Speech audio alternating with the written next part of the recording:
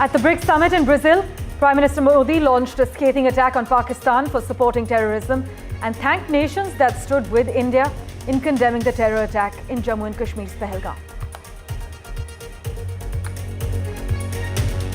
Prime Minister Benjamin Netanyahu of Israel is set to meet with President Trump of the United States today as the tension has turned from Iran to a ceasefire for Gaza.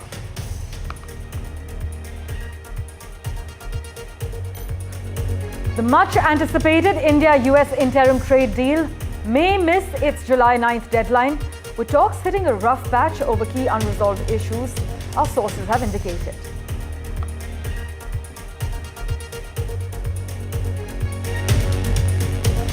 The United States is close to finalizing several trade agreements with its trading partners in the coming days, and they would inform other countries of higher tariff rates by the 9th of July, while the higher tariff rates are scheduled to take effect on the 1st of August.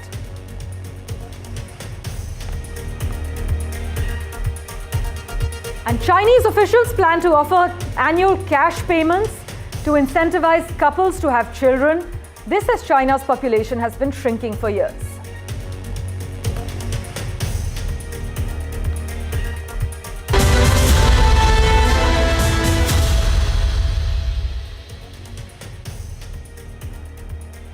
Well, while addressing the 17th Brics summit in Rio, Prime Minister Modi strongly advocated for comprehensive reforms in global governance structures, emphasizing the need to better represent the global South in 21st century decision-making.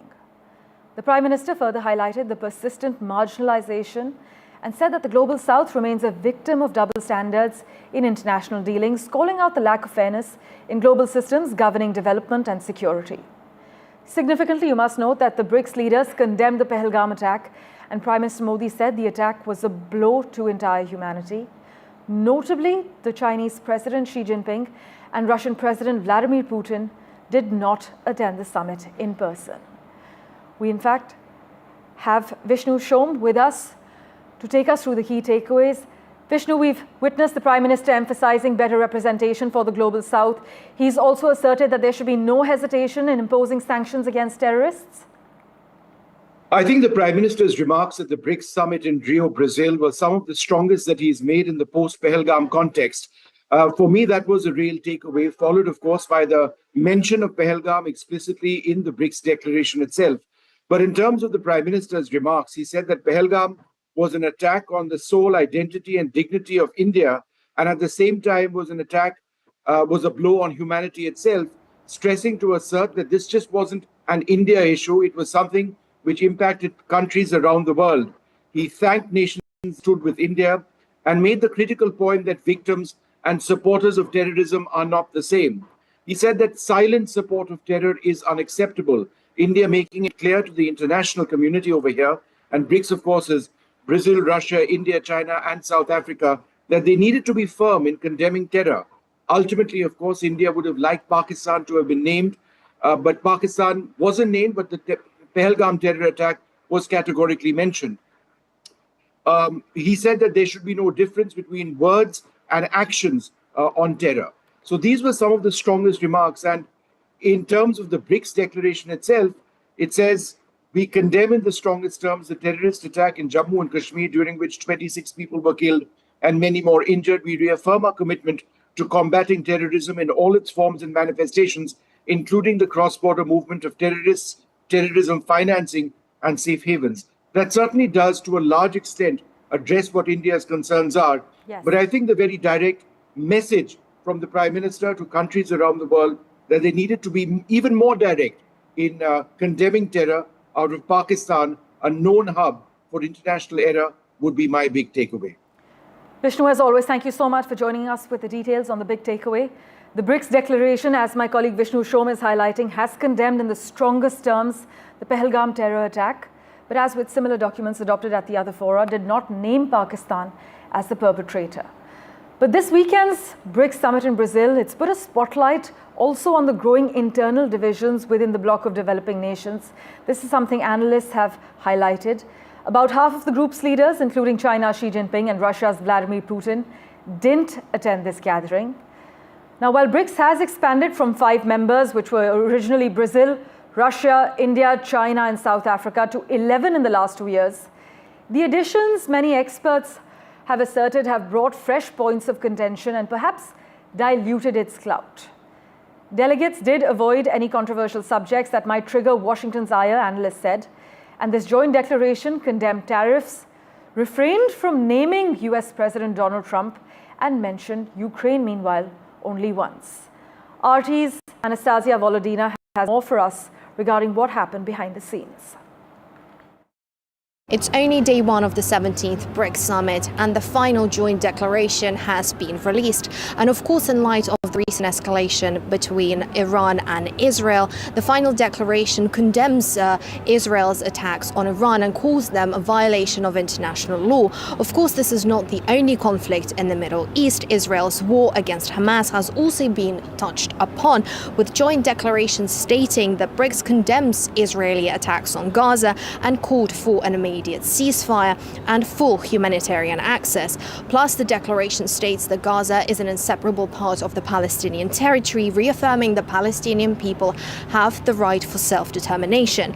Brics also strongly condemns all terrorism, including the terrorist attacks in India's Jammu and Kashmir earlier in April of this year, and urges justice for those responsible without linking terrorism to any religion group. Brics also welcomes the Lebanon ceasefire and calls for sovereignty of Lebanon and Syria, and of course urges Israel to withdraw its forces from the Syrian territory without delay. Big statements have also been made today during the Brics plenary session on peace and security. Indian Prime Minister is of course in attendance and gave his words during the plenary session. And Modi criticized the global institutions like the UN Security Council, stating that it lacked representation from the global south. And he also highlighted the need for a multipolar world order and reaffirmed India's commitment to contributing to Brics and global peace efforts. So, of course, a lot of big statements from Brics leaders and top officials and the ones in the final declaration. And it's only been day one. Big statements have been made, and we'll keep you updated as the Brics Summit unfolds. Well, speaking of tariffs, Asia-Pacific markets traded mixed on Monday after US President Donald Trump confirmed that reciprocal tariffs, which were first announced in April, will take effect on the 1st of August. This is for countries that haven't struck a deal yet. Treasury Secretary Scott Bessent said that tariffs introduced in April will be enforced starting the 1st of August for countries that haven't finalized an agreement with the Trump administration. Now, while US Treasury Secretary dismissed the notion that the 1st of August represents a fresh deadline, he acknowledged that the new date could allow trading partners additional time to renegotiate tariff terms. Just listen in to what the US President as well as the US Treasury Secretary had to say.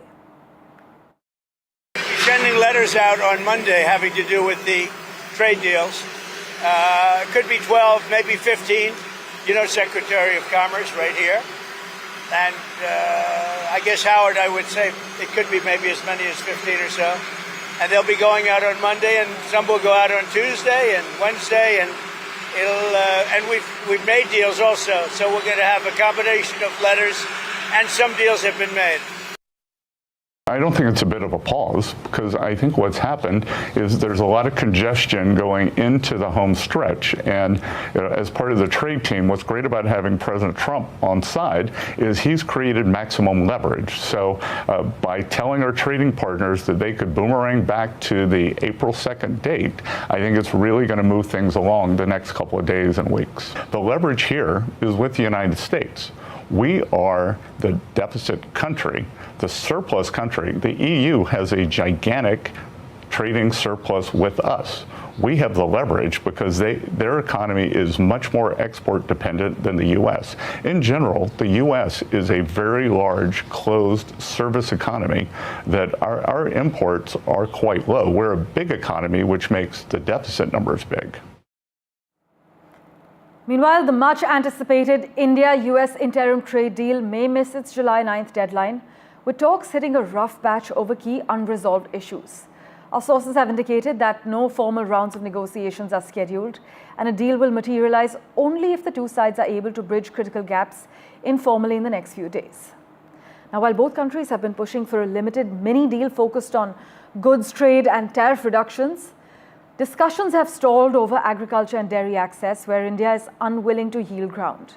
India has made it very clear that sensitive sectors like dairy and certain agri products are completely off the table. This is what a senior official has informed NDTV.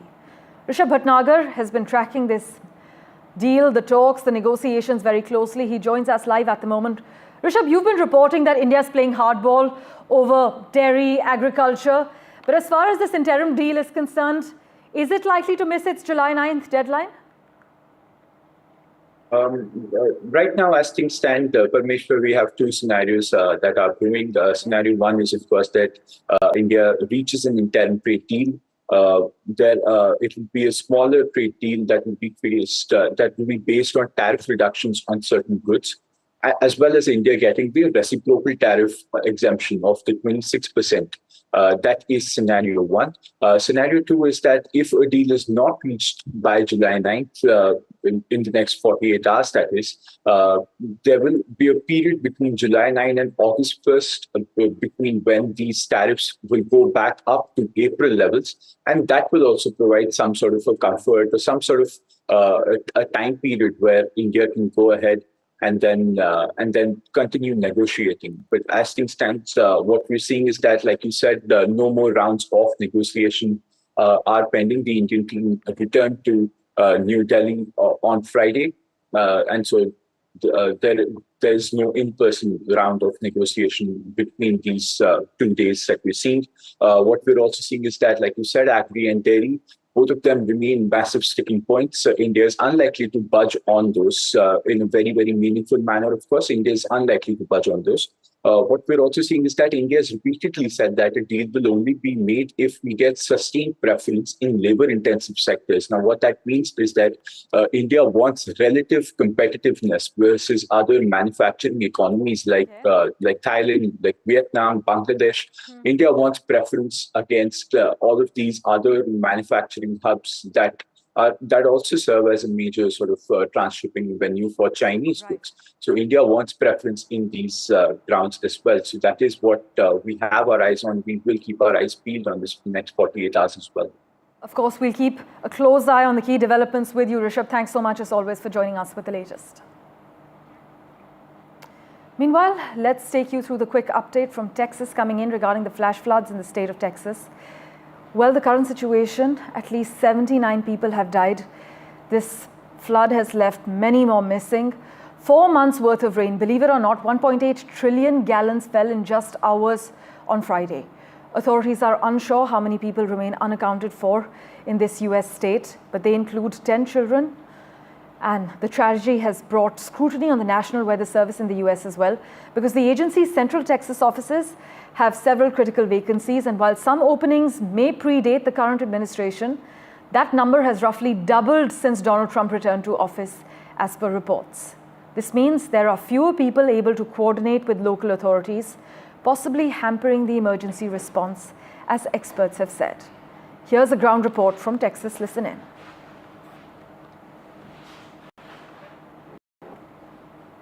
I'm standing on the banks of the Guadalupe River in Hunt, Texas, the site of some of the worst damage to come from the floods that ripped through this area on July 4th. Behind me is Camp Mystic, a girls' camp that was devastated by a wall of water that came raging through here in the middle of the night.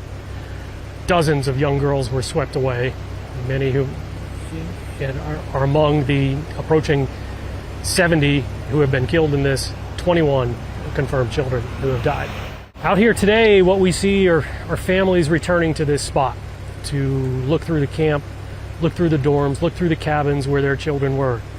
They're walking through and examining piles of debris, from soaked mattresses to personal trunks. They're opening them and looking through for any kind of personal belongings that they can find.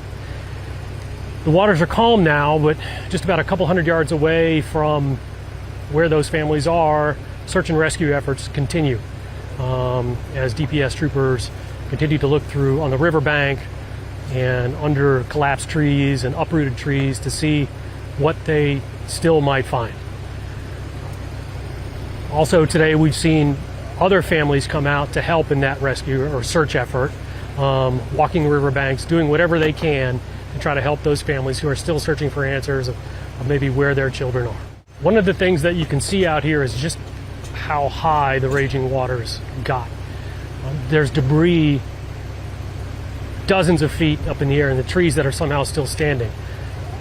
You can see huge trees that have been ripped up by the roots. Others are still here, but the debris pile, the water just carried it extraordinarily high.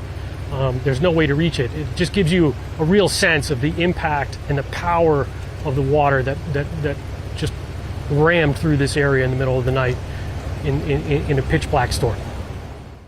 Search and rescue operations continue with a full response from local, state, and national first responders.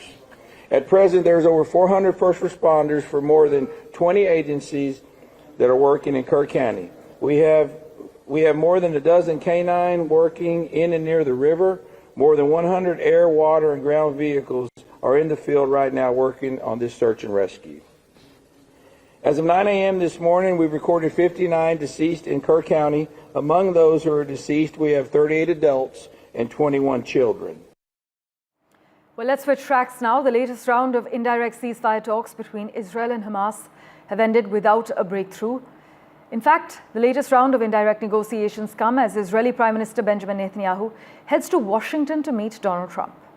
Netanyahu says he thinks his meeting with the US President, which is scheduled for Monday as in today, should help progress efforts to reach a deal for the release of more hostages and also a ceasefire in Gaza. He actually said he had given his negotiators clear instruction to achieve a ceasefire agreement under conditions Israel has accepted. Here's what the US President had to say. But we're working on a lot of things with Israel, and one of the things is probably a permanent deal with Iran. In other words, they have to give up all of the things that you know so well. The attack turned out, according to every single Atomic Energy Commission, that was a complete and total obliteration. For an expert's view on the matter, joining us currently, Daniel Block. Daniel, always a pleasure to have you on our show. How crucial would you say this upcoming Netanyahu-Trump meeting in Washington is? I think it's going to be very important, both to Netanyahu and to Trump. And one of them is going to wind up being disappointed because the two of them, I think, in many ways have oppositional goals, even though they don't see it that way. Netanyahu wants to stay in power. I think that's one of his primary goals. This is for a domestic audience in many ways. He wants to make sure that he can win the next election, which is not going to be all that far away. And he wants to keep his coalition together so he can postpone the election for as long as possible. And if he gives in to all of Trump's requirements and demands, which is a ceasefire and a permanent ceasefire in Gaza as soon as possible, that could cause some domestic political problems for him. Trump, on the other hand, wants the same thing in some ways he said he wanted from the beginning, which is an end to the war in Gaza. He wants it to be done permanently, not just a temporary ceasefire. And so he's going to try and press Netanyahu to agree to that. And we're going to see what happens. Indeed. Also, Daniel, as we wrap, how credible would you say this current ceasefire push is? Are we really witnessing real diplomatic momentum? I'm going to be hesitant to say we're witnessing real diplomatic momentum to end the war in Gaza until I see the war in Gaza actually end. Because the truth is we've been down this road before, as I'm sure you know. We've had ceasefire deals that had pathways to becoming permanent ceasefire deals, and they've collapsed. Yes. The war has started again. Israel has resumed bombing Gaza. And a lot of this, again, has to do with the domestic political dynamics within Israel itself. Now, there's, I think, a sense in Washington that maybe this time is a little bit more serious than it was before, that Trump is more determined to get a permanent ceasefire. And you do see within Israel a desire to end the war among the domestic population. There has gone up, I think, to a pretty significant extent from early on. And so there's more of a chance now than there was before to have an actual ceasefire that stops the fighting. But again, until it's actually said and done, Indeed. I'm not going to trust it. Daniel, always a pleasure to hear your views. Thank you so much for joining us. We'll keep in touch with you for regular updates. Slipping into a very quick commercial break. Back in a moment with the latest for you. Do stay tuned.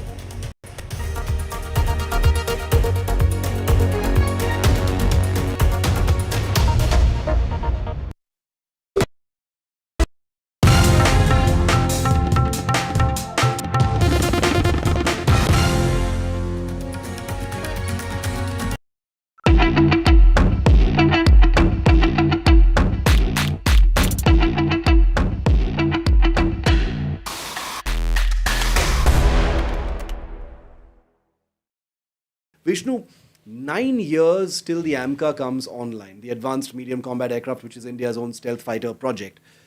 9 years is an eternity in fighter technology, especially given what we've been seeing in the last few years, whether it comes to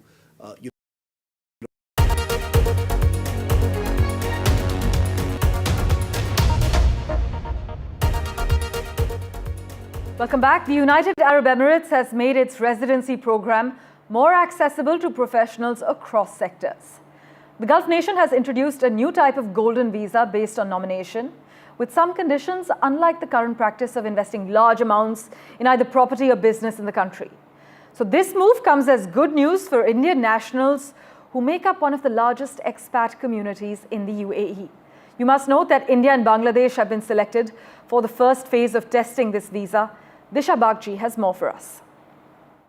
In a boost for Indians seeking to move to the UAE has introduced a new golden visa, which essentially will allow Indians to get lifetime residency in the country for just rupees 23 lakh. Now, previously, this visa would require Indians to invest in the country, but that is no longer a criteria, where now applicants can simply nominate themselves with this one-time fee of rupees 23 lakh. And after these applicants are vetted for their criminal record, social media behavior, anti-money laundering compliance and other such requirements, if they meet these requirements, you can get this golden visa, which essentially will allow visa holders to bring their family, hire domestic help in the country, and even run businesses in the UAE. So this is a major boost for Indian immigrants. And the company running this, leading this visa process, which is the Riyadh Group, has said that they anticipate 5,000 applicants in just the first 3 months. So quite a big demand for this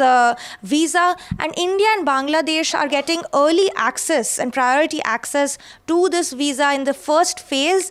And in fact, what this means is this is part of essentially the India-UAE the bilateral partnership agreement that was signed in 2022. And it's really a boost for Indian immigrants seeking to move to the UAE, because this essentially means that the Indians don't have to invest in the country, which was a bit of a hurdle for those seeking to move to the UAE. But now, with just a one-time fee of rupees 23 lakh, you can get lifetime residency in the UAE. And meanwhile, the Badshahs of Birmingham, or Team India, have pulled off a sensational victory, defeating England to level the series 1-1 and ending a 68-year-long wait for a win at Edgbaston. Leading from the front was captain Shubman Gill, rewriting the record books in style. Just take a look at the highlights.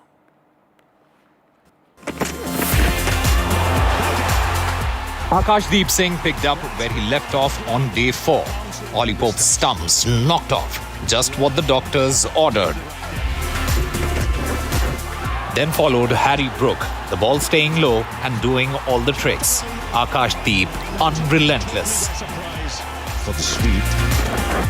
Captain Ben Stokes, along with the centurion from the first inning, Jamie Smith, tried to counter-punch. But Washington Sundar wasn't going to let the baseball take over. A slider on the stumps and Ben Stokes goes back to the pavilion. Now it's up to Ben Stokes to have a word. Jamie Smith tried to replicate Rishabh Pant, but wickets kept falling at the other end. Akashdeep finally picked up his maiden fifer to send back Smith and end all hopes of an England fight back. A poetic end to the match as Akashdeep picked up the final wicket, his first ever 10-wicket haul in Test that earned India their first ever win at Edgbaston. For a Test match to remember for Shubman Gill. Well, meanwhile, switching tracks, US President Donald Trump has dismissed Elon Musk's newly launched political party, the America Party. For Elon Musk, well, space, done. Electric cars, done. Buying Twitter, done. But starting a political party in the United States, well, not so fast it seems.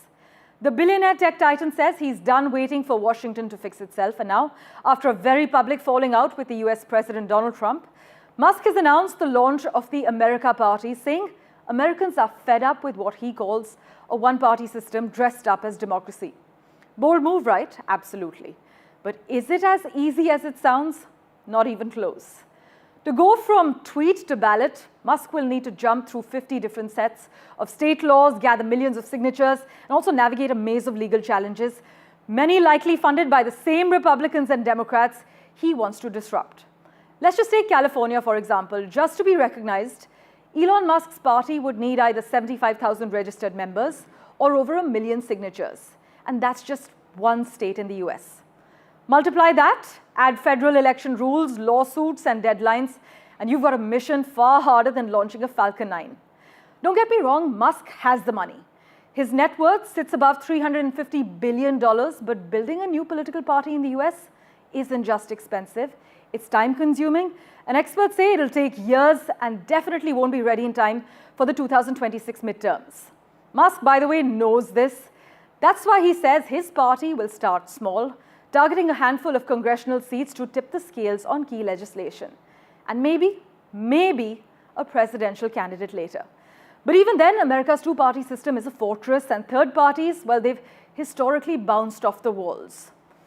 So is Musk's plan visionary or vanity, revolutionary, or just reactive to losing his EV tax breaks under Trump's new bill? Well, for now, the America Party exists mostly on social media. But if Musk is serious, he's going to need more than memes, polls, and posts. He'll need paperwork, patience, and of course, a political army. And the news continues here on NDTV. We're slipping into a very quick break, but for the latest updates and breaking news, don't forget to subscribe to the NDTV and NDTV World YouTube channel.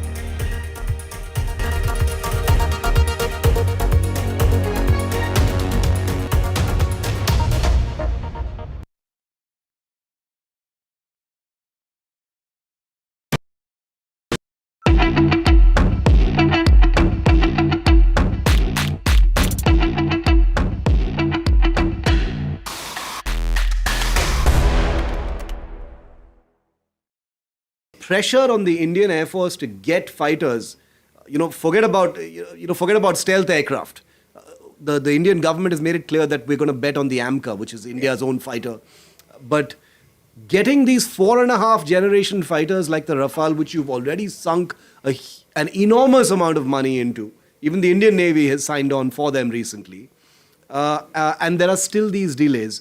But with this announcement, Vishnu, and that's my next question now, I'm wondering whether this means that things are much clearer as far as the MRFA, or we still can't jump the gun on that. I know as far as Indian procurement is concerned, nothing is over until it's over, right? Nothing is over until it's over, especially when the Rafale is theoretically competing against American fighters like the F-15 Eagle II. Yeah. You've got Putin's Sukhoi 35s. You've got the Typhoon theoretically as well. So it ain't over until it's over, and I completely agree with you on that. But by putting out this partnership, and this is not an MOU, this is an agreement which I'm assuming is going to fructify into a joint venture. Yeah. 2028 is when the first fuselages will roll out. Which again, I'm assuming means that work begins now. 2028 is 2 years away. That's like more than just a foot in the door? No, I would suggest that they are leading in this competition. Yeah. All the Indian Air Force officers that we speak to, and they couch this language carefully, so I'm going to be responsible in how I report this. They say that they've had an exceptional experience with the Rafale. The Rafale is the aircraft of choice for them, but they will go through this process. It is a legal process. It goes down to pricing, tendering, terms, capability of the aircraft, relevance, weapon systems, integration with Indian weapons, and all of that, and then a decision will be taken. Now, we had that same language which was stated in 2018, 2019, same language. We've heard this before. 2025, nothing.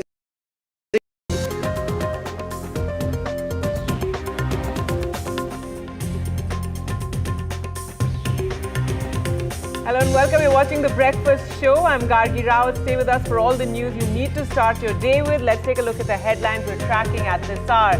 Prime Minister Modi condemns terrorism at Brics. He calls for zero tolerance towards terrorism as a principled stand, not a convenience, he says.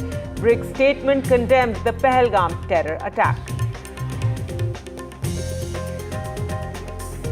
India win the historic Birmingham Test to end the nearly 58-year-long jinx, levelling the 5-match Test series against England. Right through with bat, ball and in the field. Considerable improvement. Captain Shubman Gill smashes records at Birmingham, becomes the youngest Indian captain to win an overseas test and only the second Indian to hit a ton and a double ton in the same test match.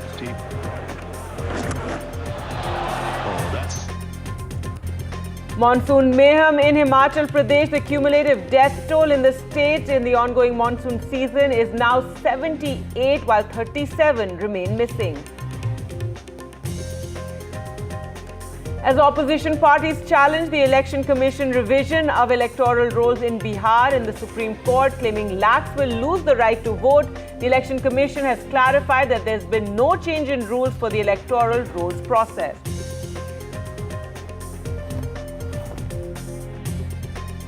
And no India-US trade deal yet as the deadline nears. Agriculture and dairy remain sticking points. President Trump says tariff letters have been prepared and some more deals will be announced by the 9th July deadline.